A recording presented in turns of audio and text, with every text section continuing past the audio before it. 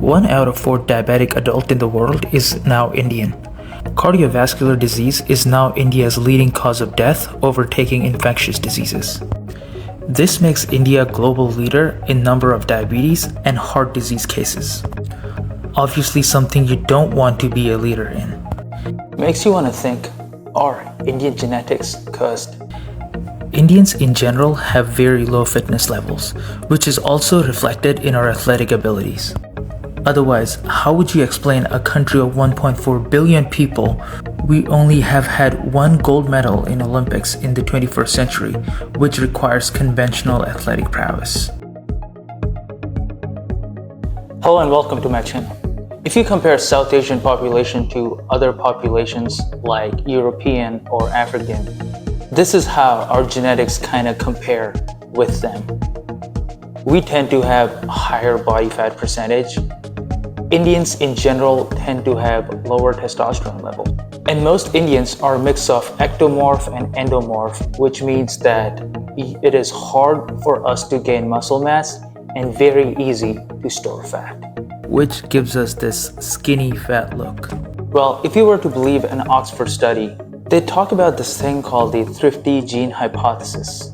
During the British rule, India saw a lot of famines. These were mostly artificially induced because even though there was plenty of food grains, most of the food was sent as a reserve stockpile for the British military. The taxation was also pretty harsh back in the day when the British were in power, which took away most food grains produced by the farmers as taxes. Most of these food grains were also exported during scarcity, which led to the nationwide hunger index to skyrocket. Now, what does the thrifty gene hypothesis say? The thrifty gene hypothesis basically talks about genetics adapted to scarcity of food. Now, which is the type of genetic that will survive several famines like that? It is a well-known fact that muscles are very calorie intensive, which means that in order to survive or become calorie efficient, your body had to adapt to build less muscles. Another way you can survive is by storing more and more fat, because in times of scarcity, it is fat that gets converted into energy for survival. So yeah, during the British rule, India saw a lot of famines. The most notable one was the Great Bengal Famine, which killed millions of people. And overall, all these famines took out tens of millions of people. In fact, there was one instance where some conscience-stricken British officers sent a letter to Winston Churchill saying that people are dying over here, to which Winston Churchill peevishly replied that why hasn't Gandhi died yet? Anyways, I digress. I don't want to get into politics. But these famines played a key role in creating the genetic makeup of modern Indians. A study done after the Dutch hunger winter in 1944 and 45 suggested that women that got pregnant during the famine or food shortages had babies that had reduced insulin sensitivity and higher risk of type 2 diabetes. It was situations like this that led to the modern genetic makeup of Indians. Now, back then, these genetics were great and helped us survive.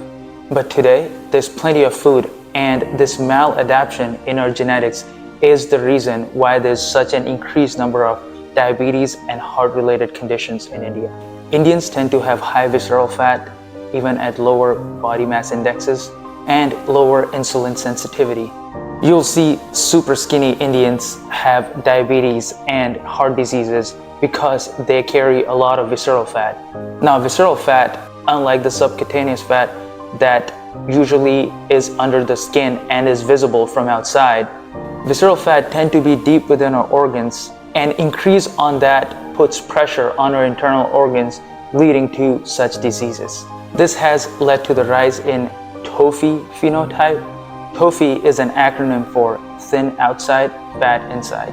But the British left about 80 years ago. Why have things still not changed? We have been through several generations ever since the British left. Why are we still poorly performing at sports and tend to have more skinny fat body types? It is mostly our diet that lacks in protein and is super high in carbs and saturated fat. On top of that, 50% of Indians are vegetarian. Now, there's nothing wrong with being vegetarian. I am a vegetarian myself. But when you're a vegetarian, you have to be more conscious about your food choices and your protein intake. But Indians that eat meat also lather it with too much oil and saturated fat, which more than offsets the protein value of that meat.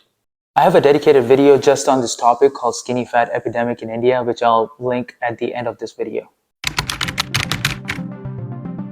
In 1991, after the economic liberalization, there were a lot of jobs created in the services sector because a lot of foreign companies started to set up bases in India. This resulted in an economic growth unparalleled in nation's history. Now, while the economic growth is good, this also was one of the main factors that affected health of the Indian people. The jobs created in services sector gave rise to more sedentary lifestyle. Also, the growth in income resulted in us having access to high saturated fat foods, which are delicious but are super unhealthy. Before the economic liberalization, most people couldn't afford foods like this, and these foods were only prepared during big events or festivals. Now, because of the growing per capita income, these foods are easily accessible, and now people can just order them on apps and have them delivered to you within half hour. Easy access to food combined with sedentary lifestyle has also resulted in rampant increase in type 2 diabetes and heart conditions. So yeah, poor genetics, poor diet, and poor lifestyle choices is the perfect cocktail that has been ruining Indian health for decades. So is everything lost? Not really. Because of social media, there has been a growing awareness about health and diet. Indians are becoming more and more conscious about food choices. And some of the ancient practices like yoga and meditation are making a strong comeback. All these things are going to make a significant impact in our future generations. So if you want to undo the damage done over several past decades, and if you want the future generation, your generation, and your lineage to have a better chance of survival, you have to start acting on it now. You have to start working on it now. Because the past has already happened, but the future is up to you. Thank you, and goodbye.